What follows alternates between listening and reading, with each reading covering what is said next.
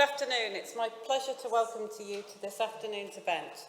I would like to extend a warm welcome to all our guests, both online and here in the room at the British Academy. I'm Professor Nicola Shelton, Professor of Population Health at UCL, and also the President of the British Society for Population Studies. And I'm delighted to introduce the panel for today's Policy Forum. Online, we have Professor Tony Champion, Emeritus Professor of Population Geography at Newcastle University. Tony has 4 decades of research experience, which focuses on population change and migration and their implications for regional and local population profiles and planning policies. Tony will be starting us off today in a few moments' time and will be presenting us with an overview of trends in local population change. In the room, we have Professor Jane Falkingham, who is Professor of Demography and International Social Policy at the University of Southampton, where she is Vice President, International and Engagement. Jane is also the PI of Connecting Generations and the Director of the Centre for Population Change. Jane's research focuses on the drivers and consequences of population change both in the UK and internationally. Jane will be sharing her research on inequality and vulnerable groups from an intergenerational perspective. We then have Jen Wolford, who is Director of Population Statistics at the Office for National Statistics. Jen will be speaking about local area estimation, exploring improvements that have been made in population statistics since the turn of the century to meet changes in the policy information needs. And Professor Grant Hill-Cawthorne, who is the Managing Director of Research and Innovation and Librarian at the House of Commons. Grant is also an Adjunct Professor of Global Health at the University of Sydney. Grant will be introducing the different ways in which research evidence can impact policy within the UK Parliament and consider how we can increase the degree to which policy is informed by evidence. The talks will be recorded. We will then have a short Q&A session. For those of you attending virtually, please submit your questions through Slido, and we have a roving microphone for those of you in the room. And I'll draw questions from both audiences. Following the Q&A, we will have Professor Alison Park, who is Deputy Executive Chair of the Economic and Social Research Council. During her career, Alison has led research teams that have designed, implemented and analysed a wide variety of government and academic studies, including Understanding Society, the British Social Attitudes Survey and the UK arm of the European Social Survey. She will be providing some commentary from the ESRC perspective. And so now I'll hand over to Tony online. Thank you. And our speakers are going to drop into the audience. Thank you, Nicola. Can you all hear me? Yes. Good. Well, thank you very much. And thanks to Nicola and Rosie and the AV team at the British Academy for allowing me to come in this way. I'm very sorry not to be there to help celebrate this 50 years of the British Society for Population Studies, but I'll do my best here at home. Hopefully you see on the screen my title, Trends in Local Population Change. And what I want to do in this talk is just to provide some illustration of the variability, both over space and over time, of the changes that take place in population. And I'm going to focus primarily on overall population change. It gets much more complicated if you get down into changing composition by age, ethnicity, family structures, and so on. And it's set against the background of national trends. So, seen against the context of national changes as well, that extra complication, national population continues to grow, age, and diversify. When you come down to the local scale, lower tier local authorities and below, then of course you've got a lot of migration coming into play. Uneven distribution of international inflows and outflows. You've got various themes in internal migration, the north-south drift, urban, rural, and an emerging importance of migration to and from university. And finally, residential mobility declining in the long term. All these things are powerful currents that impact on places or are being attracted or diverted, e.g. by place rate related policies. So I'm going to move forward with some numbers that will show you that they add up to big challenges for researchers and policymakers when they try to anticipate future trends or even just try to understand past trends. So the national context, very briefly, the population continues to grow. Between the two censuses, latest two censuses was up 6.3%, just a little bit smaller than the increase in the previous decade.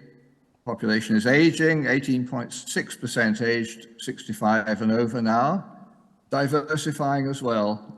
Non-white ethnic groups now comprise 18% of the population compared with 14% 10 years before. And of course, there are other indicators of diversification shown there. Now down to the local scale, and this is the facts that shows how varied population changes around the country. So here we're looking at the 2011 to 2021, the highest growth rate 10 authorities, the lowest growth rate 10 authorities. But the biggest range, Tower Hamlets, 22% increase over those 10 years. Kensington and Chelsea down by 9%. Interesting, and perhaps something we'll come back to, how both these can occur in London at the same time, as it were. You see the sort of types of places that are also in that sort of league. So you've got several places there grown by at least 15% over the decade, and some that are declining. Remember that the England and Wales rate is about 6% growth, so that's the variation around the England and Wales.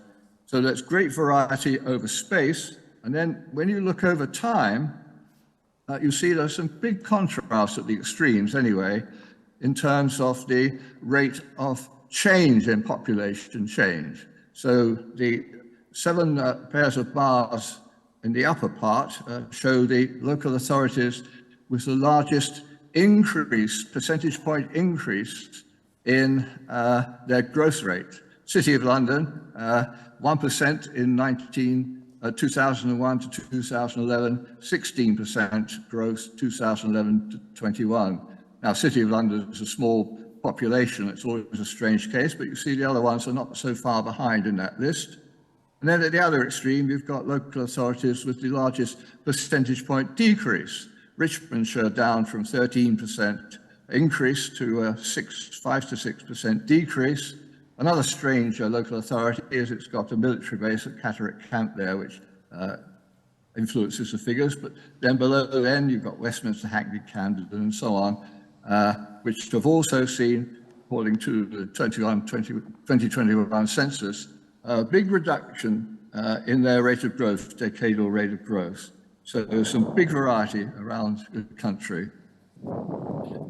So what we're going to try to do now is to sort of generalize out from this and see if we can find some general themes here in terms of broad dimensions of change. I've got about 3 slides trying to do this. This set of columns, the purple columns, the more recent decade, and the blue ones, the 2001 to 2011. And this is for what used to be called the state of the cities classification of places, dividing between the southeast of the country and the northwest of the country, and by 5 city-sized groups from London through and the metropolitan cities through to small towns and rural. The broad contrast there in both decades is none of the columns for the north and west in either decade reached the level of the lowest of the columns of the south and east on the left. The other big thing to notice here is the change between the 2 decades, which is particularly striking for London. London here defined as the primary urban area, so it includes 13 local authorities surrounding the Greater London Authority area as well. So big drop there in the pace of growth between the 2 decades that obviously we want to try and pin down and try and explain before we start getting into anticipating the future and population projections. A couple more slides with different classifications of the local authorities of England and Wales. This is a very old classification. And at the top, you can see the main summary I wanted to draw attention to for this. Oops, sorry.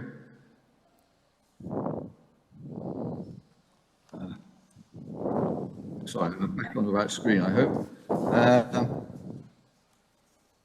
So fastest growth in the latest decade is for the new towns, for outer London, and for the bottom urban rural categories. Slowest for resorts, etc., industrial districts, and the other metropolitan local authorities in the metropolitan counties. And then comparing the 2 decades, the biggest slippage between the 2 decades for inner London and the large non-metropolitan cities.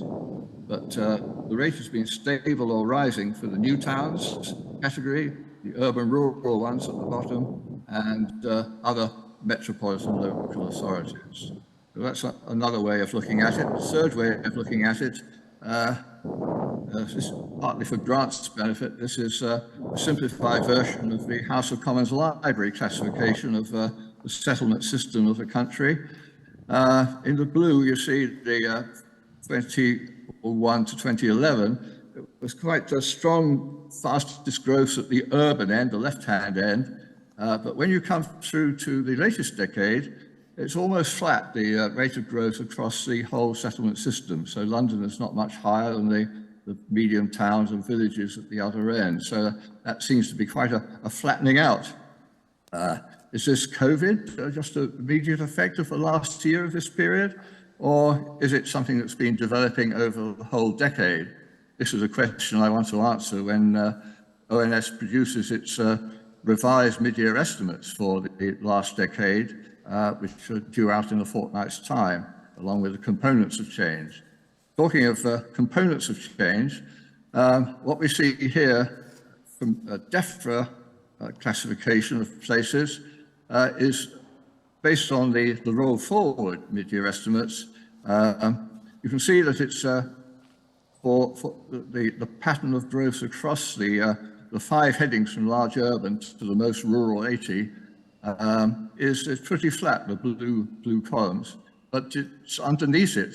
It's quite different patterns of the components of change. So the green natural change and the brown international migration is very much focusing on the urban end, the left-hand end, and declines as you get down to the rural, whereas the red bar column is the within UK migration effect, which is out of the large urban and progressively higher gains in percentage terms as you get down the settlement hierarchy to the rural 80.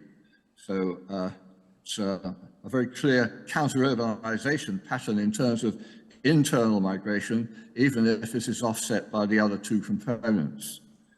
Just a couple of slides taken directly from DEFRA's reports. On the left-hand side, this is the trend in internal migration from 2004 through to 2020. And the top 2 lines in green are DEFRA's 2 most rural categories, which you can see is net gains. And the bottom line is London with its net loss, and which has been accelerating since the financial crisis in 2008-9. So you can see in the most recent decade, there's a really wide spectrum of difference between London at the bottom and the predominantly rural at the top. And within internal migration, the migration from urban to rural into the most rural places on the right-hand side by age, you can see that these predominantly rural areas gain all the broad age groups except the bottom one in bright green, which is the 17 to 20-year-olds. So very clearly, these are moving out of rural towards urban. And one key element in this is the movement through higher education, as I mentioned before. Just concentrate on the right-hand map here. This shows the net effect of the movement from school to a job 15 months after graduation for people who have been to university using the Graduate Outcome Survey. And all the blue areas are areas that have lost as a result of this process of going to university. London and Bristol are the key gainers, along with other mainly urban centres. Obviously, these sorts of people start filtering back into suburban and rural parts of the country as time goes on, as I say, age. But 15 months after graduation, this is where they're working compared to where they were living as they left school. Finally, in terms of the migration side, residential mobility, long-term trend of people moving house less than they used to, less frequently than they used to, particularly amongst the age groups over 40, shown on the left-hand side. Each one of those lines is a newer census, as it were, newer census period. The top blue one being the 70s and the bottom one being the 2000s. What I want to do with my colleague Ian Shuttleworth from Belfast is to update this using the longitudinal study to 2021. They're 10-year migration rates, and it shows how much of a reduction there's been in the 10-year movement of people of older age. And on the right-hand side, you can see in terms of housing tenure, all the bottom tenures, the big tenures, owner-occupiers and social housing in green and blue, they have been declining in long term since the early 1990s through to 2021 on the right-hand side. But the private rented sector has really dropped very impressively indeed.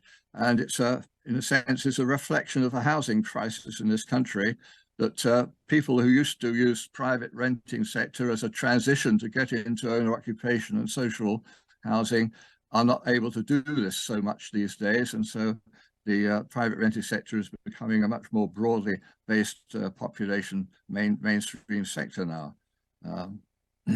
This is the last slide, looking back to the future. I think you can see here there are some major challenges involved when we look at the geography of local population change.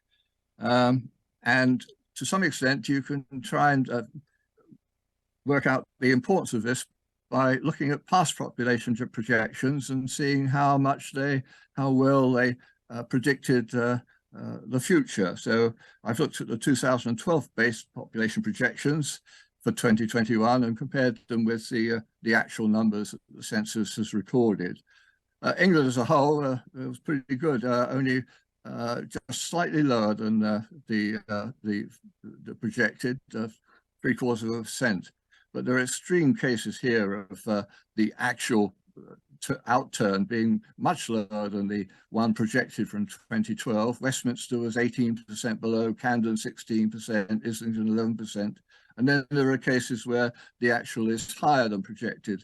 Cambridge 14% up, Wychavon 10%, Burnley 9%, and so on. So why are there these differences between what was projected and what has been the outturn? It's something we want to study. The possibilities are that the calibration period for the 2012 base projections wasn't recorded accurately enough, particularly perhaps the migration element of it. Secondly, past may not be a reliable indicator of the future. You've got economic cycles, as we saw there in the DEFRA slide of migration rates through the Great Recession, and there's Brexit, COVID, and so on. Or thirdly, has there been, since 2012, conscious intervention to alter the trend away from the one that was projected by ONS at the time? So, of course, it all adds up to a big challenge. The 2022 base round of subnational projections, this work will be getting underway on this soon and be released in 2024, I think. Will analysis of the revised post-2011 estimates help? I'm hoping so. I'm hoping to study this over the next few weeks and months as soon as the ONS releases its revised data series from 2011 onwards. Thank you very much for your attention.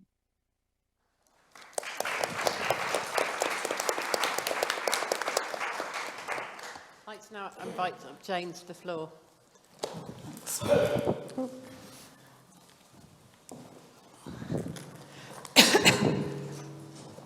Thank you very much, Nicola. And first of all, thank you very much to BSPS for being there my entire career. It's a real delight to be here to celebrate BSPS's 50th birthday and also to share the stage with Tony, whose idea for this event it was. And indeed, I followed Tony as president of BSPS, and I was his vice president. So it's great to be here. So I've taken advantage of being part of the home team and changed the title of my presentation. I hope that people aren't going to be too disappointed. Instead of looking at inequalities through an intergenerational lens, I'm going to be looking at living standards and coping with the cost of living crisis. And in the next 15 minutes, I'm going to try to do three things. First of all, I'm going to give you a brief introduction to the ESRC Connecting Generations research programme, which started its life on the 1st of April last year. So we're just getting going, really.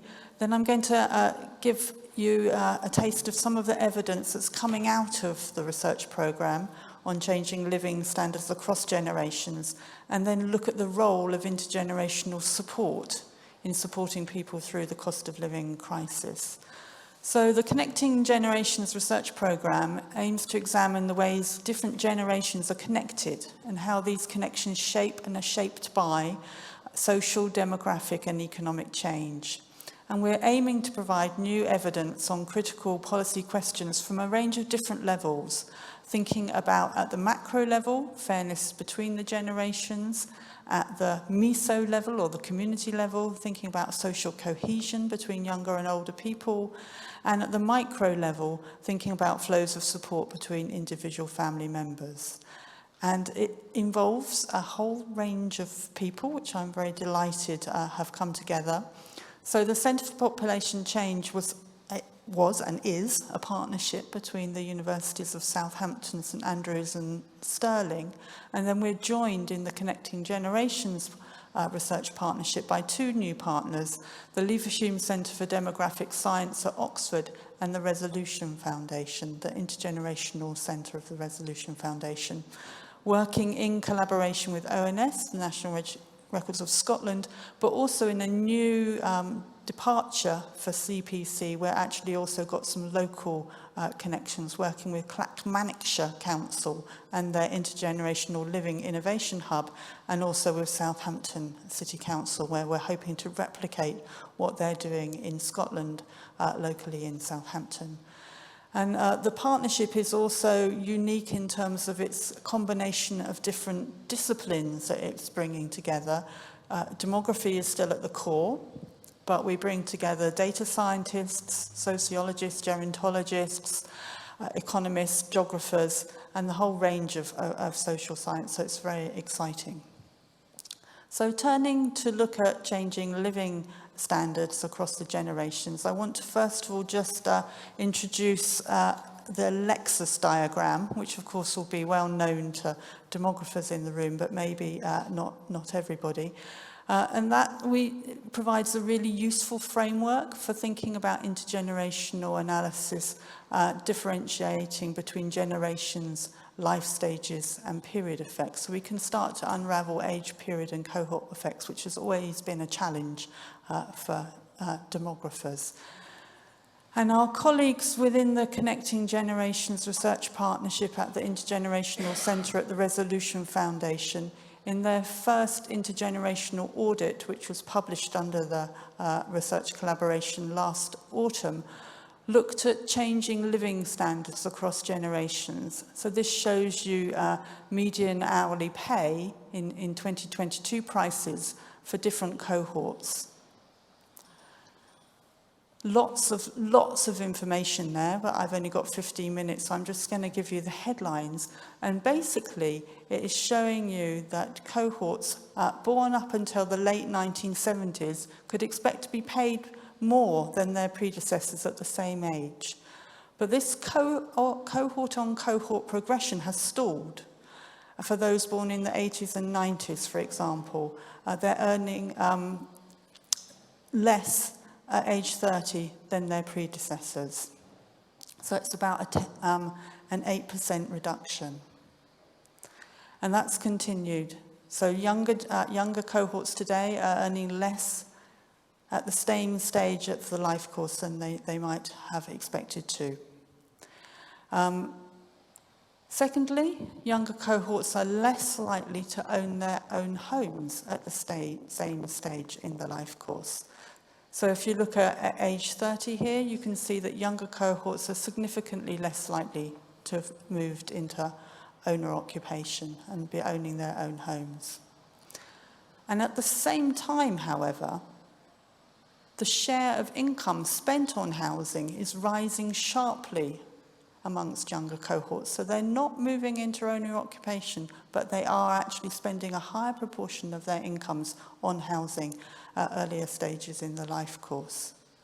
So those born between 1946 and 1950 had housing costs of 11% of their income at the age of 30, compared with 24% for a 30-year-old born between 1981 and 85. And new rental tenancy prices have spiked this year, suggesting private renters will face additional acute costs pressures, as will indeed owner-occupiers who are coming off a fixed-term mortgage as we move forward during this year. Now, not surprisingly, these economic trends have interacted with demographic trends, and that's one of the exciting things about the Connecting Generation Partnership, is bringing together these different groups of researchers.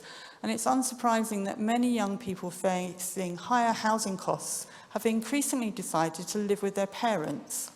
And the share of adults aged 20 to 35 living with parents spiked in 2021, linked, of course, to the COVID-19 pandemic, but has been increasingly steadily over the past 15 years. And is up 8 percentage points between 2008 and 2022. And this is then feeding into other demographic behaviours. So works by colleagues at Southampton University on partnership is looking at the interaction between pay, housing costs, and entering into a first co-residential partnership and parenthood. And this graph shows you that, interestingly, half of women from the most recent cohort are childless by their 30th birthday. So we're seeing a big shift down in terms of people, the age at which people are entering into parenthood. A big shift up, rather. So proportion of people having children is shifting down. So moving on to look at the intergenerational lens, Tony actually has already highlighted in his talk about internal migration and how it differs across different age groups. This comes from work from colleagues in the Centre for Population Change in St Andrews looking at age segregation. And basically what it's showing is we are becoming a more age-segregated society over time. Nissa Finney and Elspeth Graham are eagerly awaiting the 2021 census data so they can replicate this. This is actually just from 1991 to 2011, but Tony's slides are already hinting at what we will find when we get that data. We will see continuing age segregation. I thought because this talk was on local populations, I better have a map in it somehow. So this is taken from, thank you to ONS for the marvellous tools you have on the census. I managed to plot this myself yesterday afternoon, and this shows household deprivation in England and Wales in 2021. Now, interestingly, if you look at the relationship between household deprivation, this is showing the percentage of households which are deprived on 4 or more of the indicators of deprivation. So it's the highest level of deprivation. It's actually really interesting that it overlays the age segregation. So that's a an area that I'm going to look at again when we get. Turning now to the cost of living crisis, which I think you're all familiar with, the chart here on the left-hand side just really highlights how dramatic the changes in living costs have been over the last. Of course, that indicators of deprivation was from the census, so we can imagine that deprivation may well have deepened over the last 12 months. So thinking about the cost of living crisis, again, this is coming from colleagues at the Resolution Foundation who are analysing the ONS Living Costs and Food Survey. They found that households headed by those in middle age spent the most on energy, which is probably not surprising because these are actually the largest households, and they're the households containing families with children. But if we look at difficulty in meeting energy bills, younger adults are finding it more difficult to pay their energy bills than older adults. And younger adults are also far more likely to have no savings to fall back on. So this graph shows you the share of individuals with savings worth less than 1 month's income by age group. And you can see that 68% of young adults, 20 to 29, did not have savings worth more than 1 month's income by age group. So how are people coping in the cost of living crisis? People are pursuing a number of different avenues, cutting back on spending, reducing energy consumption, skipping meals, using savings, running up debt, and support from family and friends. This slide comes from a presentation I gave before the cost of living crisis, where people were talking about the end of the bank of mum and dad. I think you're going to see in a moment that actually far from the end of the bank of mum and dad, the bank of mum and dad has become even more important. So looking at how different groups are coping with the cost of living, this graph highlights 4 different coping strategies which might be thought of as coping strategies of the last resort in terms of saving less money, selling or pawning possessions, receiving financial help from friends or family, or accessing a food bank or a warm bank. Now actually, so on the left-hand side, it's across the income distribution, and on the right-hand side, it's by age group. And actually, you can see that even at the very top quintiles of the income distribution, people were saving less money. So the cost of living crisis has kind of eaten its way in. But if you then look at the other strategies, you can see they're concentrated in the lower quintiles. And if we look at how it plays out by age, you can actually see that receiving help from family and friends is much, much more significant amongst the younger generations than the older generations. So 20% of 18 to 24-year-olds reported receiving financial help from family or friends. And if we look at those intergenerational exchanges by age groups, we can see that it's the younger people are receiving financial help, whereas the older generations are providing financial help. So at the Connecting Generations Research Partnership over the next year or so, we're going to be looking at this further. One of the things that we've done is we've teamed up with the Mass Observation Study at Sussex University, and in the spring of this year we fielded what's called a directive, which I don't know if you're familiar with the Mass Observation Study. It's been running, it started in the 1930s, but has really been picked up again since the 1980s. And it is a group of people who write diaries. Now, up until about 2020, I think they had a relatively small writing panel, but during the pandemic, that writing panel has just expanded. And so we put out our directive, and we asked people to record their strategies and how they were coping with the cost of living crisis. And these are just some vignettes. I got access to the data literally last week, so we haven't even put it into NVivo yet to get out the different themes. But what was just so striking, just sitting reading the reports coming in, were how they resonated really strongly with the quantitative analysis. So there's a quote here: the country has been in some form, okay, I'm out of time, I've got one slide left, so don't worry. I thought the country has been in some form of recession or economic crisis for more or less my adult life. The latest crisis seemed to be entrenching all the inequalities were thrown into relief after 2008. It makes me nervous about starting a family when our finances feel so contingent and childcare is so expensive. Final slide, some other quotes. One of the reasons I'm not feeling the pinch is my mum's been helping me buy food. I didn't want her to give me money, but now I accept it. And it makes her happy, and it helps me. But it's not just money, it's also flows of time, childcare. And I'll leave you with the final thought that young people are now starting to think it's an unrealistic dream to become an owner-occupier.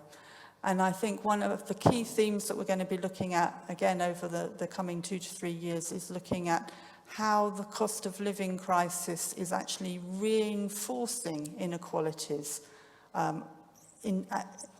because only certain families can actually afford to help other families. So the intergenerational transmission of inequalities is emerging as a particular theme. So we're here to talk, to celebrate BSPS, and just to say that to achieve our goal of understanding the connections and inequalities between and within generations, we need a whole range of different data. So we look forward to analysing biological, non-biological and social kin data, as well as the normal traditional demographic data. So there's much to do over the next 50 years of BSPS. Thank you.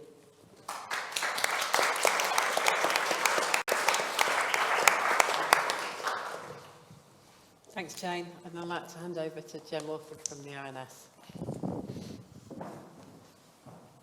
Thank you. And I'm reeling slightly because I have children in their early 20s, so I'm now panicking. So thanks for that, Jane. So if I move on to my first slide. So you might notice that I'm not Rich Pereira as billed. Rich, unfortunately, couldn't be here today. So you've got the understudy. That may mean that I refer to my notes slightly more than I would otherwise like to, but hopefully I can do justice to Rich's slides. So I'm Jen Wolford. I'm Director of Population Statistics at ONS. And I'd like to talk a little bit about the future of population estimates and where we're headed, starting with a bit of a reflection on where we are at the moment, what our offer is at the moment, but then moving on to go through some of the research and analysis we've been doing to look at the potential of using new data sources in our creation of our population and migration statistics. So our current offering, our regular offering here, is that we publish annual mid-year population statistics on the usually resident population by age and sex for a range of statistical geographies, from kind of local authorities down to output areas. And then we provide information on the characteristics of the population from surveys, so reasonably large geographies. We can't get down to those small geographies. But then every 10 years, we have a census, which helps us to rebase our population and migration statistics, and Tony's already said how he's anticipating that rebased back series, and also to provide that real wealth of information about the characteristics of the population, multivariate characteristics down to small area data. So we're in a wonderful position now that we had the census in 2021, really successful census. It's providing this range of data, and we're really keen to make sure that that we get the most value as a society out of that census data. So some of the innovations we had this time were around how we disseminate the data, how we put kind of the power into the hands of the users for how they want to access and use data. And to do that, we developed a range of user personas, going from the technical user who really wants to get their hands on the data and dig into the data, right down to the passive citizen who wants to have easy access to the stories about their local areas. And to deliver those products, we had a number of different innovations that we've published this time around. So census maps, we've already seen how successful the census maps were. The ability to build your own profiles for local areas, and also this population change, so showing how population has changed for local areas between the two censuses. However, that wealth of information is only available every 10 years. And also we have that population drift that happens between censuses, largely because of the difficulty we have estimating both international and local migration. So back in 2014, the government of the day said that their ambition was that the 2021 census should be the last of its kind. And we reflected that in our Help Shape Our Future white paper in 2018, where we talked about our mission being to provide the best insights on population and migration, working with other government departments, and using a range of existing data sources to meet the needs of users. And that over that period, we've had a significant programme of research where we've been looking at how we can use administrative data to try and replicate the kinds of outputs that we get from a census. And that work's really gathered pace since 2017, when the Digital Economy Act opened up lots of gateways for data sharing for us. So I want to talk a little bit now about the work that we've done and what that's demonstrated, which we We've presented it over the last few years. We had a big publication in June where we had a lot of evidence of the work that we'd done, and we launched our consultation on the future of population and migration statistics, where our vision is to try and use administrative data to provide more frequent, inclusive and timely statistics on the population with administrative data at its core. So looking to provide some of that local area information that we've got more frequently than every 10 years, to have population estimates that don't suffer from that drift that we traditionally have in our cohort component system, and to have migration estimates that are based on observed patterns of movement rather than on intentions. So this is where I start to get into a few acronyms, so I'll try and kind of just explain these quickly. Within ONS, when we get access to all of these different data sources, we link them together to create a demographic index, which essentially is a record of everyone who's interacted with any of the data sources that we've got over the period of the data covers, which gives us a sort of ever-present almost list of the population, so much larger than the population as a whole. So the first thing that we do through our processes is we apply business rules to that demographic index to say how confident can we be that this individual is actually in the country and is a resident of the population. And those business rules get us to our statistical population data set, which is the SPD at the bottom there. We've then constructed what we've called our dynamic population model, which is an estimation framework that takes a whole range of data sources and uses those to create our admin-based population estimates, so the ABPEs at the top. And I think that's it for acronyms now. But just say that dynamic population model takes the statistical population data set, it takes the flows that we use in our existing cohort component method, so it takes the births and the deaths and the estimates of migration. It can also take in other ranges of aggregate data and information like sex ratios or fertility rates, and use all of that information to create our admin-based population estimates. The other thing we can do, because of the way we're using those models, is we can put a measure of our confidence in the accuracy of the data into that model as well. So if we've got a data source, for example, our registration data that we're really confident in, we can put a high weight on those data.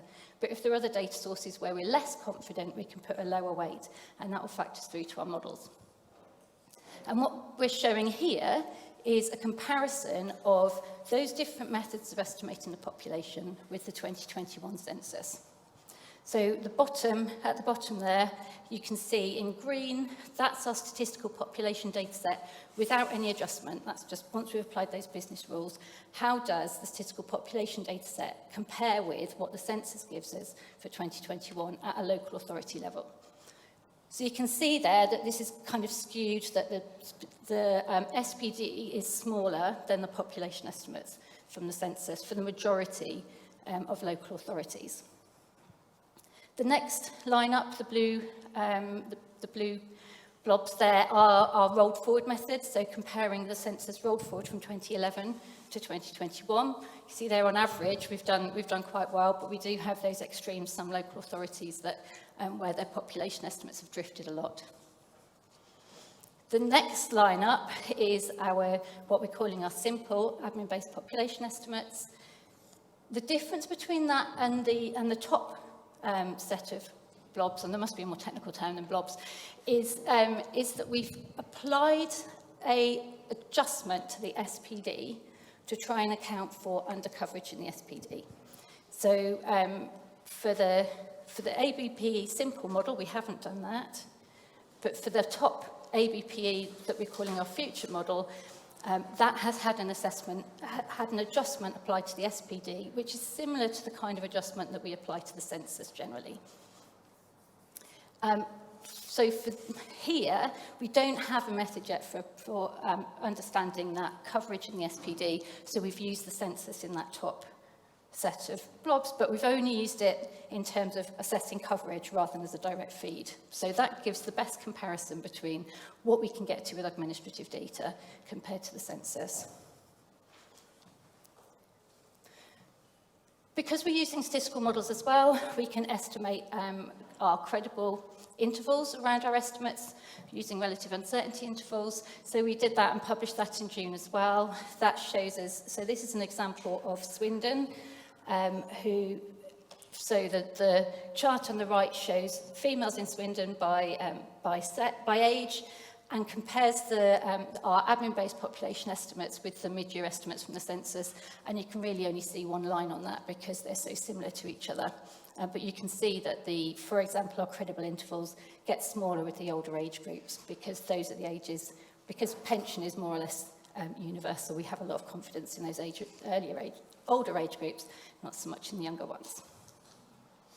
A little bit more here, this is the example of Manchester. So you can see here that this compares our 21 ABPEs with our 22 ABPEs. You can see the population growth there, particularly around students in the student age group, which is encouraging for us. It's what we'd expect because we're moving out of the pandemic, and so you've got more students going back to university. We've also been looking at estimating not just the usual resident population, but seeing if we can get more information about how the population varies by the day of the week or by time of day. So we've published a working paper on that. This is just a quick set of maps showing that the population moves around a fair bit during the day, and that the map on the left is based just on mobile phone data. The map on the right is work that we've been doing in partnership with Southampton University, looking at can we build more information about population movement in. We've also published work on population estimates for small areas. So this is a reasonably crude method for doing it, but we know we can develop and improve on, but still showing some good comparisons between our estimates at LSOA level from admin-based sources compared to the census. Essentially, we've taken the statistical population data set, which has an address associated with it, and then weighted those figures up at an LSOA level so that the local authority estimates are consistent. So it's showing that distribution along the SPD, but we know we can do better than that, but we've still got lots of promise.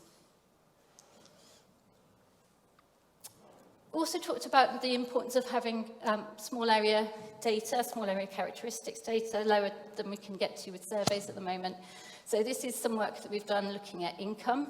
Again, this is a question that we haven't ever included in the census, so most of our information on income is based on survey data, so not possible to get down to these small areas. So we've done work linking income information from across a number of different sources, linking that into our demographic index and using that to produce small area statistics on income. We've also then been able to, through this linked data, look at multivariate statistics. So we've got some admin-based ethnicity, income by ethnicity statistics that we've published as well, down to small area. The map here on the left is for Newham. And we've also got some admin-based ethnicity by housing statistics. So looking at the type of tenure by ethnicity, showing here, for example, that Asian families who are tend to live more in terraced housing, whereas black families are tending to live more in purpose-built blocks of flats, for example. I think. So, where next? That's a bit of a whistle-stop tour to all of the work that we've been doing with administrative data and how we think we can start delivering outputs that we haven't been able to between censuses previously, and how we think we can start to improve on our annual population estimates and reduce some of that drift that we're getting from the difficulties in estimating migration. We part of our next programme of work is looking at how we make those data accessible and useful to people, going back to the personas that we had right at the beginning. What's the information do our users need, and how do we provide the information in the ways that they want to access and consume the data? And part of that, as well as kind of showcasing our progress here, was the purpose for the consultation that we've just run, asking people about their user needs and how far our proposals go towards meeting those user needs. So that consultation closed on the 27th of October. We had over 700 responses to that consultation, many of which were very detailed, gave us a lot of information on people's needs and their views on our research. So we're working through all of those responses at the moment. It's a bit of a mammoth task, using a bit of AI, I think, to help us work through it.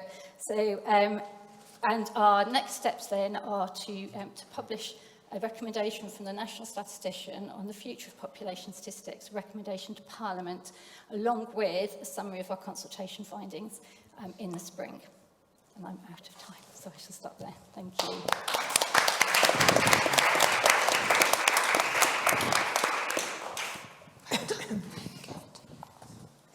Thanks, Jen. And I'd like to welcome up Grant Hill-Cawthorne. Thank you.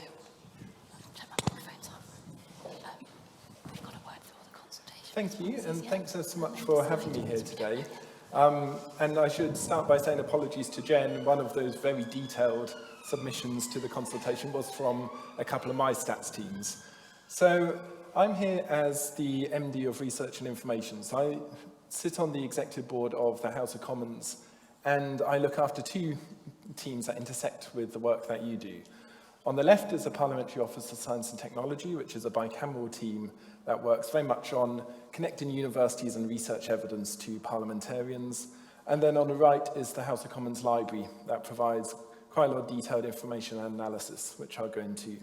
And this is a massive slide deck. You'll see me click through some of them quite quickly, and that's because I've given the organisers access to this so that you can actually go away in your own time and look through all the resources. So what I was going to first look at is how we use evidence and research in the House of Commons. And just as a reminder, I'm sure you all know this, but I often have to remind people that I'm not talking here from a government perspective. I'm talking very much from a parliamentary perspective. So what Parliament does, we reopen again tomorrow. We're there to represent the people. A lot of the time that we spend is to scrutinise the work of government, so scrutinising the laws that are going through, but also through the select committee system. Obviously, making and changing laws, so legislation is a big part. In the House of Commons itself, there's around 270 debates per year on every topic under the sun you can imagine. And also, all taxing and budgets and spending need to be approved by the House of Commons. And so it's worth thinking, where do the various different bits of information that come into us actually sit? So I always show this because this is the thinking process for a policymaker. And just to emphasize that research evidence is but one part of that whole thinking process. And that's certainly what POST does, and what POST is there to do is try and bring in a lot of that information that's out there and synthesize it. But what we add to that through the House of Commons Library and the House of Lords Library on the Lords side is, first of all, to think about the population characteristics. So what does the general public think about things? What are their values? What are their politics of this? But also pragmatically, what are the resources available? How much would things cost? And then within all of this is the environment and organisational context. And we've seen, rightly or wrongly from the COVID inquiry, just how an environment and how organisational context, both for the country and for decision-making areas like number 10, can influence all of this. And I think you have got a big flavour of that. And MPs have lots and lots of information, and they're constantly being bombarded by information. Obviously, a big part of that is what the government is telling them, particularly if they're the Conservative Party at the moment. On both sides, the party machine has its, particularly for Conservatives and Labour, they've got research units within the parties that would give the party line on various things. They might be experts in themselves and go away and look it up, or they rely upon the libraries or posts to actually try and synthesize a lot of this down. And then there's a huge institution within both houses of Parliament that actually use different types of research. So the select committees on both sides and the joint select committee is obviously a big part, and I'll talk about that briefly. Whenever legislation is going through, evidence is considered, so it is considered within our briefings in both of the libraries and to a certain extent within the committee stages. In the Commons, that's much more controlled than on the select committees. Obviously, the various research units, so the two libraries and Post, use a lot of information, but also one of the best ways in is through all-party parliamentary groups and connecting to people with an interest in your specific area. So in particular for select committees, particularly on the Commons side, where research can have the biggest impact is at that start there. So this is a select committee inquiry where often the chair of the committee would think up the topic, but where the biggest shape from research can happen is actually within what's called the terms of reference. So actually scoping out what is known, what is not known, where does what is happening in the country not match research evidence, can often happen at that early stage. And committee specialists, when they're starting out there, draw upon any library briefings or post work in that area. We can do calls for areas of research interest, and increasingly committees are putting out public calls for research specifically in particular areas. And then the committee specialists will also go out there and effectively Google and see what you've all produced in this. The terms of reference then goes out, and I'll show you how you can see all of those in a minute, but essentially asking you to give written evidence. Some of the people that have given written evidence will then be invited to give oral evidence, and then the MPs on the committee will work with the specialist to consider all of that and publish a report with recommendations that the government is supposed to respond to within 2 months. It tends to take a bit longer than that, but you will get a government response. And so what we set up a number of years ago in 2018 was the Knowledge Exchange Unit within Post, and I'll talk a bit more about this in a minute. But one of the best ways to actually look up select committees and try and find information is to actually go on the KEU News mailing list, and that will give you every opportunity that comes up each week to submit evidence to select committees. So it can be a good place to actually see what's in your area, but also look for opportunities to be a specialist advisor. So thinking more about what these two organisations do, so on the left is Post. This is very much about the research evidence. So the two big products of Post are Post Notes, which are done on more horizon scanning, cutting edge areas that require lots of stakeholder interviews. So each of those tend to involve about 30 interviews with stakeholders from across research, academia, and industry, but also civil society, civil servants, other groups that can input into that. On the right is the House of Commons Library, and this is much more about analysing what's already out there. So looking at what various different stakeholders are saying on something, looking at the historical context and how policies have changed over time. And I'll show you a few flavours of those in a minute. So just on Post, so probably the easiest way to get research into Parliament is via Post. So Post now has connections via its knowledge exchange unit to all universities in the UK. So if you have knowledge mobilisers within your university, they invariably are connected to the knowledge exchange unit and are probably on their mailing list. But as I said, you can sign up yourself as well and find out what's happening that way. Post also produces post notes, and these are very much driven by select committees nowadays. So committees will tell Post that they've got an inquiry coming in the next 6 to 12 months, and could they do some research looking at the evidence base for something. Or Post will produce at speed research syntheses, looking at purely published content and then providing that to select committees. And then there's also a lot of training that goes on. So lots of engagement, training courses on how academics can engage with Parliament. And so just to give you ideas, so on the left is a post note. So this, again, use stakeholder interviews to try and look at how the Mental Health Act can be reformed and the research evidence that's come out since the last changes there.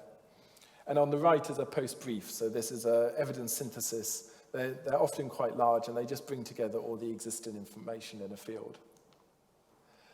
Two new things that have come out in recent years. One on the left is a rapid response, and this is when I was head of Post back during COVID.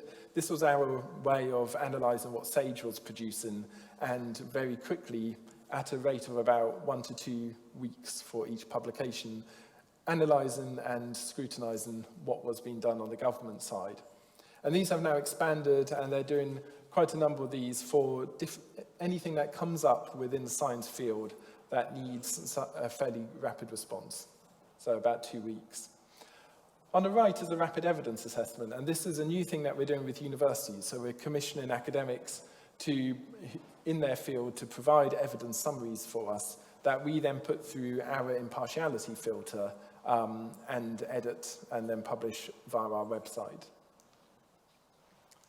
The library is a much bigger beast. So we've got about 100 researchers in the House of Commons library, and they're split into these sections, and you can see that they more or less cover everything on here. The two key ones for you to be aware of is social and general statistics. So these are statisticians that support all the policy advisors in all the other teams, and they are big users of ONS statistics as well as anything else we can get our hands on. And on our website, we have lots of dashboards where we republish and bring together statistics by a constituency basis, which is what our customers want to see. We also have the economic policy and statistics section, which does a similar thing, but for the economy. So produces a weekly summary of the economic state and republishes lots of economic statistics with analyses on that. We also increasingly on our website, so all of our briefings are publicly available. On the left is one of our hubs. So we have a cost of living hub on the website that brings together all of our research on the cost of living crisis, on impacts of tax, energy, all of those kind of things that you'd think would be in that. And then that connects through to briefings, stats, economic indicators. On the right is a more traditional research briefing. So we try to we do horizon scanning on 6-monthly bases and try to publish ahead of MPs actually asking for things. So the idea is to publish a briefing that will answer their questions before they ask it. And we publish just over 1,000 of these briefings a year.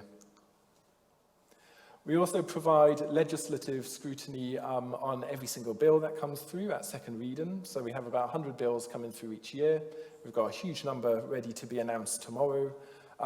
And so we provide a detailed analysis looking at exactly what the bill means, not necessarily going by what the government says it would do, but what in reality stakeholders, other groups are saying it would do.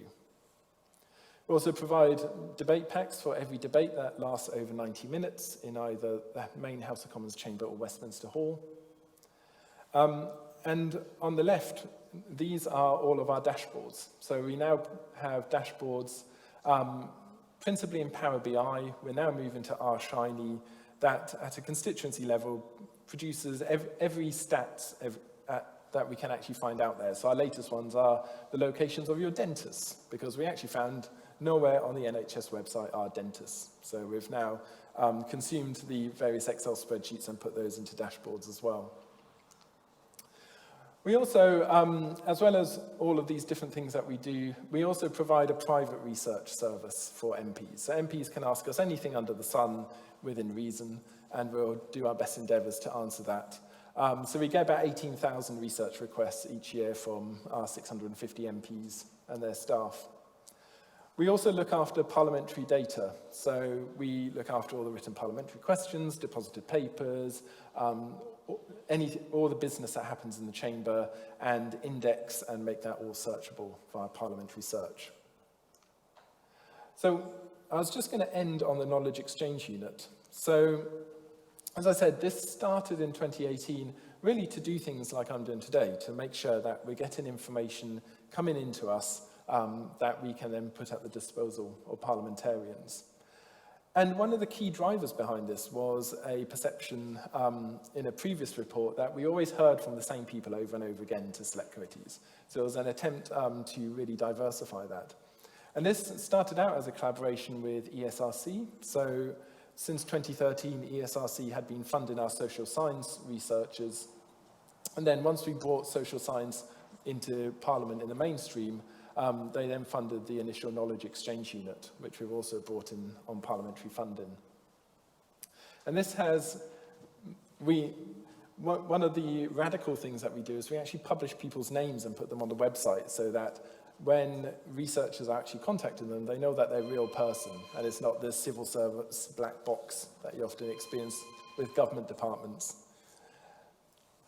There's various links on here to resource pages. So we've got training pages on how to write evidence submissions, how to give oral evidence at a select committee, people's experiences of doing that.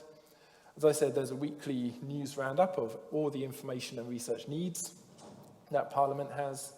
And there's also various opportunities for parliamentary academic fellows. We've also got a Twitter account that also reposts every single select committee opportunity that comes up. This is a bit small, but this is the kind of news item that you'll get on a weekly basis. So it just tells you all the committee inquiries that have launched, the deadlines for their terms of reference, and opportunities to be a specialist advisor, so to join a committee to give them specific input into an inquiry. On the research impact pages, there's lots on there about making research available for parliamentarians, and there's also recordings of various training sessions that we've done.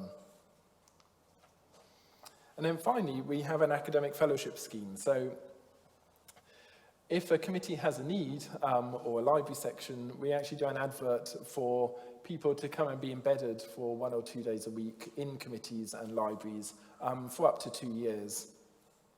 We've also got a new scheme coming out later this year called Thematic Research Leads, which is a co-funded scheme by universities and ESRC and the rest of the UKRI to, again, embed mid-career researchers within Parliament to connect us all to the networks that we need to actually make sure all of your great research evidence is actually coming through to us. So, I'm sure you all know why you want to engage, but I'll leave these on the slides as well. And then just a few top tips for engaging with Parliament. And the key thing that I've learned after working in Parliament for 6 years is all the staff are really, really friendly. So if you contact me or contact any of the people through the Knowledge Exchange Unit, they'll connect you with the committee specialists or the library researchers that can help you get your research work out in front of politicians. So I will be giving you all of these slides, but if there's anything else, there's lots of resources for engaging with us, and then the final bits are all of our websites. So I'll leave that there. Thank you.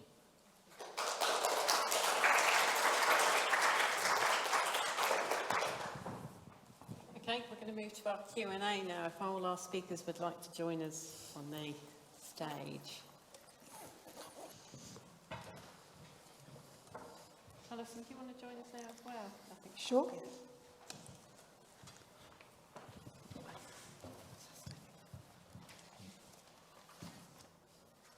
so. thanks to all our speakers. We've got technology here for questions from online and a roving microphone in the room there. So thank you. I'm going to start with one of the online questions while in the room you can have a think. So, what is the best way to get local voices heard? What is the best way to influence policy?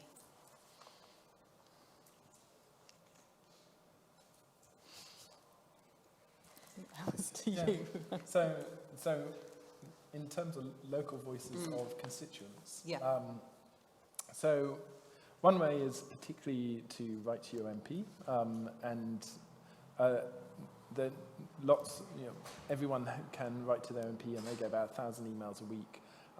If it's a very complex policy question, it will come through to us anyway, and they'll forward it to us and get us to answer it. The other thing, though, is there's no reason why anyone can't just sign up to the resources I've just said, like the Knowledge Exchange Unit, mainly because there are increasing numbers of committees that actually want to hear lived experience. So for them, they want to hear research evidence, but particularly for the more emotive subjects, certain committees, like Home Affairs Committee, for example, want to hear from real people. And so they'll often put out submissions for local voices to be heard there. I mean, I was going to say a bit more about this when I sort of finish up this session at the end, but one thing to flag was that I've noticed an increasing amount of interest in precisely that question of how do you engage more with specific local areas to try and get, I suppose, a more granular sense of what the research is telling you when it comes to place. And so one of the things that I know ESRC has done recently and would like to do more of is research that's specifically focused on trying to improve the connections between universities and the places within which they're located, and which really tries to better understand what kind of local data is available that might really give us an insight on some of these key local challenges that can be a bit invisible when you're just looking at national data sets. Come in. When I was introduced, I've got a very strange title at the moment, which is Vice President International and Engagement. But I own the civic brief for the university, and many universities now are becoming civic universities. So we've, University of Southampton has signed a civic university agreement with its 5 local authorities, because we have obviously Southampton, but we also have a campus in Winchester. We also have halls of residence in Test Valley and Eastleigh and across Hampshire. And we're working really, really closely now with our local authorities. And actually, somebody somewhere, I think it was you, was showing the spatial data at the local level. And we're working with our local authorities to help them understand the data that they have. So I think there's a lot going on. So if local people want their local voices to be heard, they can reach out to their MP, but they can also reach out to their local university. I'm sure they'll be more than happy to hear from them. Yeah. Going back to kind of understanding local data, that's something that we're trying to do as part of our transformation as well. So we have some pilot areas that we're working with in the development of our population estimates and the small area population estimates, notably at the moment Manchester. They took some of us on a tour of some of the areas of Manchester that are quite challenging to estimate. So to Moss Side, where there's a lot of households of multiple occupation, but also to some new areas of generation, big high-end apartment blocks that were wasteland 5 years ago and are now heavily occupied, so that we can start looking at the local data they hold and see how, and the kind of national level data that we hold, and see how they translate to what's actually happening on the ground. So we've got, I think, 16 pilot areas that we're working with to really try and bring that local insight into the production of population statistics as well. Thanks. Microphone behind you. Robin Hodgson. I'm a backbench peer, Conservative, and take interest in demography, and I do congratulate the 2 houses libraries for the work they do. It's terrific. But what I really wanted to ask Professor Falkingham was, what next? For those of us who are studying this, a lot of what you said was very interesting. It gave us detailed information that we don't have yet, but not much less on what the actions we take as a result. For example, in order to work in this country, you need a national insurance number, a NINO. And you only have a NINO once, so if you pick fruit 10 years in succession, you have one NINO. In the year to March last, we issued 1.1 million NINOs from people outside the UK. And economists will tell you, they increase the supply, you drive down the price. So when you talk about median wages being flat, I'm not at all surprised. And I see it happening particularly for young people locked into 0-hours contracts, people from minority communities locked into low-pay, low-prospect jobs, and people aged over 50 who can't get jobs at all. And unless we begin to see ways to deal with this in terms of not having a resident labour market test and encouraging British industry and commerce to train some of the settled population in this country, including the 18% who are from minority communities, it's that sort of analysis and conclusions of the work you're doing which will be really important. Really important. And I hope that when you go on to the rest of your study, you will have some things to say about that. And could I last swing at the lady from the ONS? The ONS talks about, it has a long-term projection of net migration in this country to 245,000. We had 500,000 last year. We had 606,000 this year. We're looking at 700,000 this year. And to be honest, in terms of guiding the government and guiding the debate, the ONS is some way off the pace. Okay. Jane? Well, I'm not going to answer the question now in terms of how we return to economic growth. I think I've got many colleagues working on those areas who are better qualified than I to talk about how we return to economic growth. I'm a demographer, not an economist. But having said that, I think what our evidence shows is that there's been a drift, not just in the most recent period, but over a longer period of time in terms of economic slowdown. And what our research can then point to is the echo effect.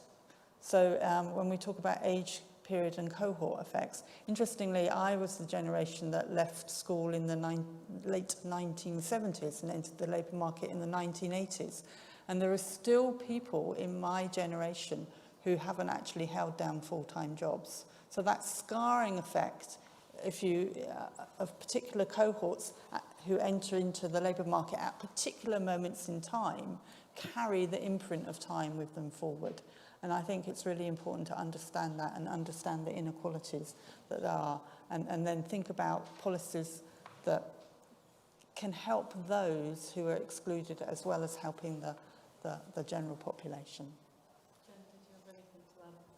So on the migration assumption that underpins our population projections, yes, so it's at 245,000 net at the moment. The last few years, obviously, we've seen some quite unusual patterns in international migration coming out from the pandemic, but the numbers have been much higher than that. We are in the process of producing our next set of population projections. So we are going to do some interim projections in January in order to inform the spring budget. So we've got the best numbers that we can to feed into that, and then we'll have the final projections coming out later in the year, and then the subnational projections following that. The way that we set our assumptions in the projections is that we use historical data, we use trends that we've seen in the last few years, and then we use expert panels as well to give their assessment of whether the patterns that we're seeing, whether they will continue.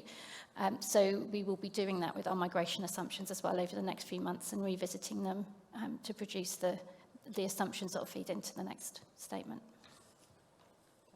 Okay, I'm going to take another question from online. It's sort of marrying together two questions, very appropriate for demographers.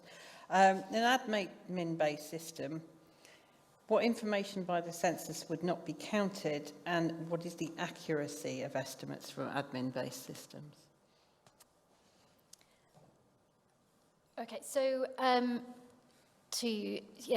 some slightly different questions, even though they're both admin-based. Yeah. So in the consultation document, we have set out those variables that we think we've made some good progress on. So I showed some examples from of ethnicity, for example, and income. We've made some good progress on those. There are other variables that it's much more difficult to see how you would get them from administrative data. So if you're talking about things like identity in many ways, sexual orientation, or things like general well-being, it's that there aren't as many admin sources out there that can give us that information, if any at all.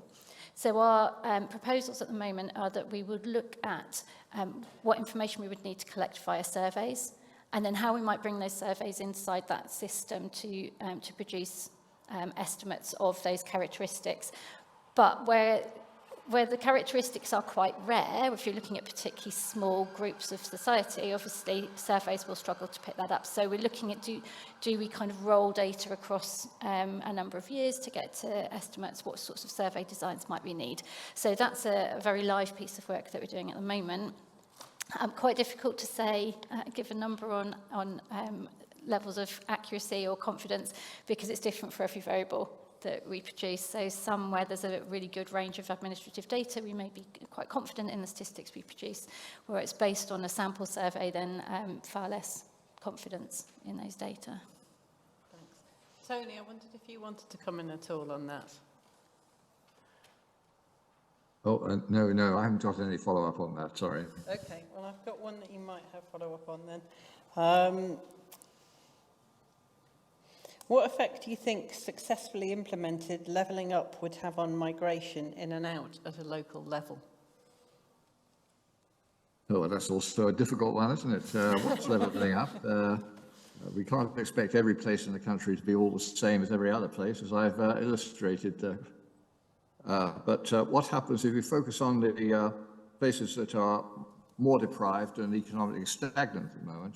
If you get greater growth there, what happens is that it accelerates both movement out and movement in. It helps to mobilize the population much more, and you get much better sort of matching of workers and the jobs available, and probably matching of housing stock as well across the country. So it will help to lubricate the whole system if there's a greater degree of levelling up across the whole country. Any questions from in the room? The woman at the back, it's you. No, behind you. Thank you. I'm Alex. I'm the co-director of an NGO called Migrant Democracy Project, trying to engage first-generation migrants in local democracy.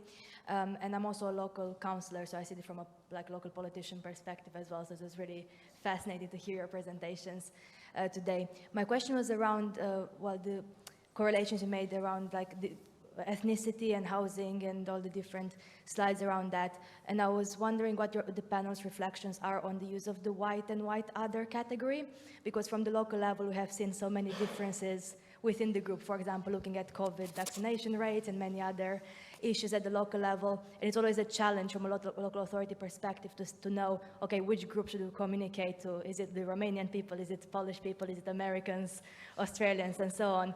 And I know the recent census presents more opportunities to perhaps break down that category a bit better and to have more targeted efforts to engage with certain populations. So I was just wondering what your reflections are around that. Thank you. I'd like to take that one. For me. So it is a really interesting challenge for us, and we've had quite a lot of response to the I don't want to preempt the consultation, but from the conversations we've been having as part of that consultation process, ethnicity, ethnic group has been something that there's been a lot of interest in.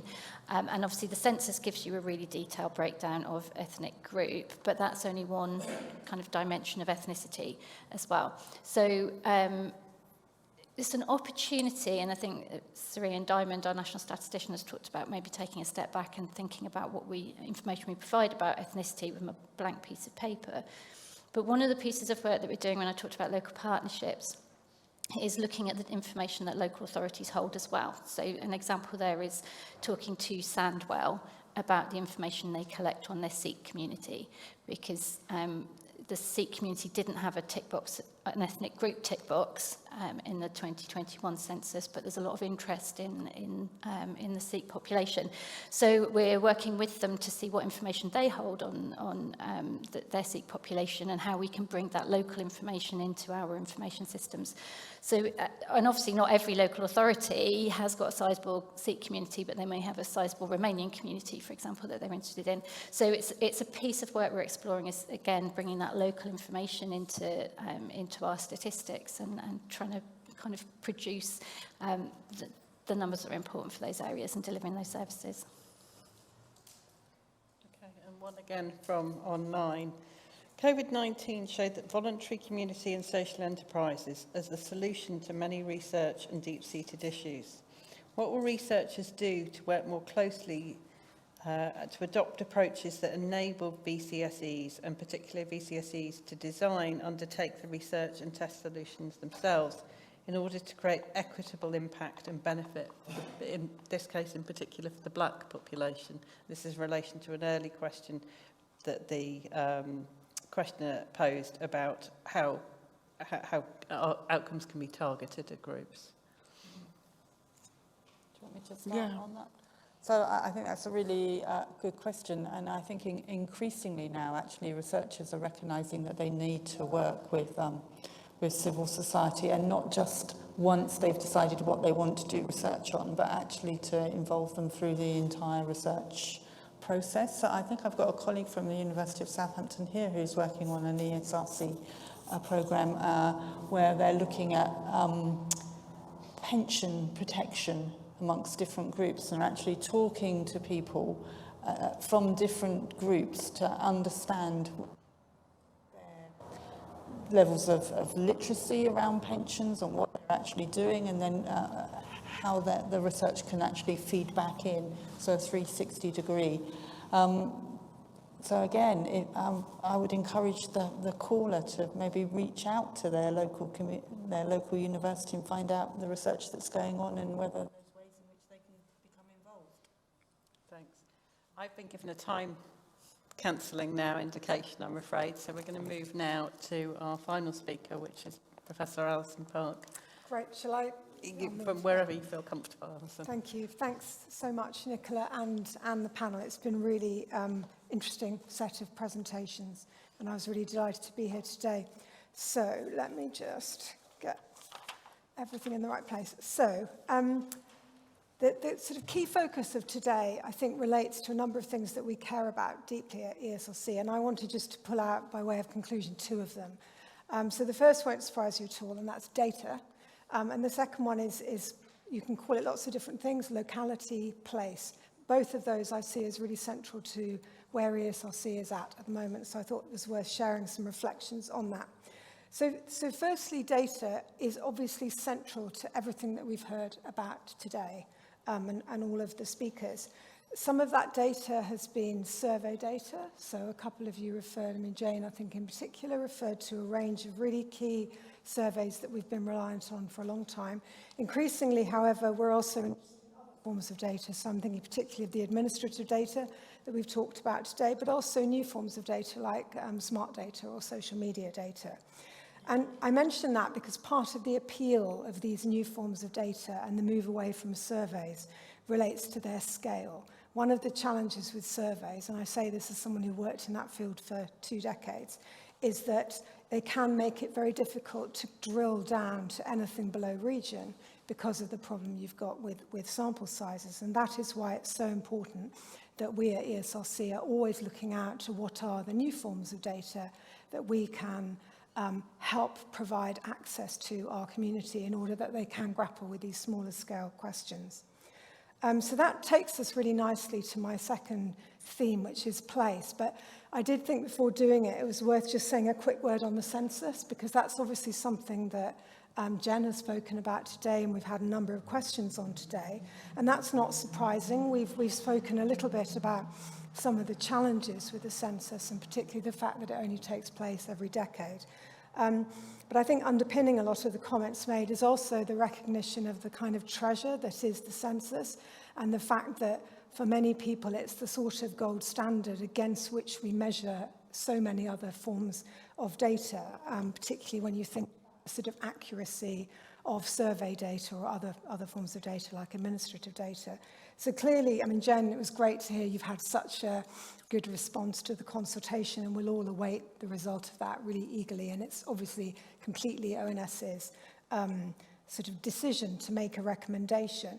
All I'd sort of reflect on here is the really clear voice, I think, within the social sciences and this particular sort of community within the social sciences, their interest in the data that comes from the census, the value of the insights they draw from it, and I think also their expertise on you know, the alternative forms of data that you might be seeking to use instead of the data in the future. Sorry, instead of the census in the future. So I'll finish off by just saying a few words about location or place, and we've already sort of started reflecting on that a little bit in the Q&A. So I've been at ESRC for just under 5 years, and one of the things that's been really I've been very aware of in that time is just an increasing desire to try and better connect the research and innovation that we do within ESRC and the other research councils into places, so that the research that we are supporting better takes on board and reflects the sort of unique circumstances of particular places. So I lead one UKRI-wide endeavour that's sort of in this area. It's one of 5 UKRI strategic themes, and the purpose behind all of these themes is to bring together all of the councils who are doing work in a particular area so that we can augment what we're doing together and that we can identify gaps to fill. So the one that I just thought I'd mention now, the one that I lead, is called Creating Opportunities, Improving Outcomes. And it's doing precisely what we've been talking about here.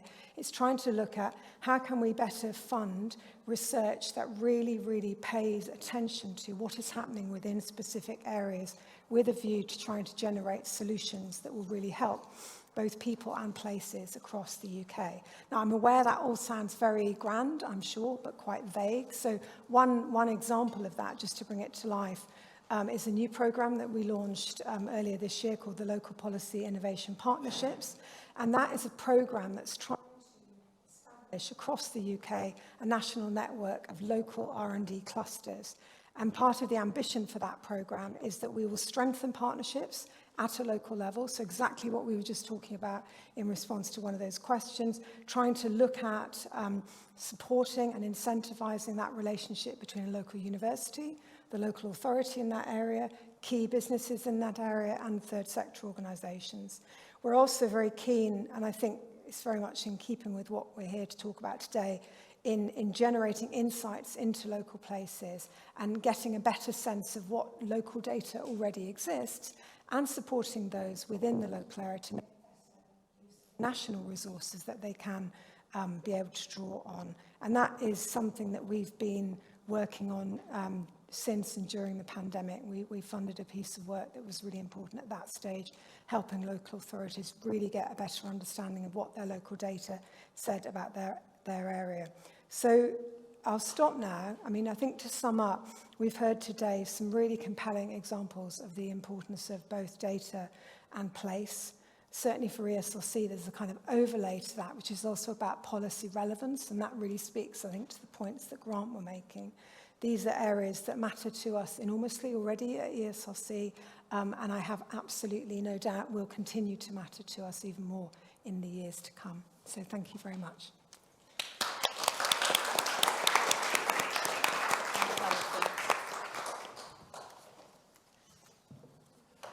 Okay, that brings us to the end of today's event. Thank you to Tony, Jane, Jen, Grant and Alison for joining us and for sharing their expertise and insight. I'd like to also thank our funders, the ESRC Centre for Population Change, Connecting Generations, and to the ESRC Festival of Social Science 2023, which is made possible thanks to funding from the Economic and Social Research Council, which is part of UK Research and Innovation, IPRI. I would like to thank the British Society for Population Studies and Happy Birthday, which has funded our speakers' travel today. Thank you for our audience today, both in the room and online. It's been great to have so many of you with us. In a moment, if you're online, you'll see a short poll on your screen, which we'd like you to ask you to complete. This will take no more than 2 minutes of your time. Please tell us your thoughts. Please feedback about future events. We'll be sharing the footage from today's event over the coming days, so keep an eye on your inbox for details on how to access this. And thank you for joining us finally, and for those here present, you can join us for a networking event till 5 in the gallery. Thank you, everyone.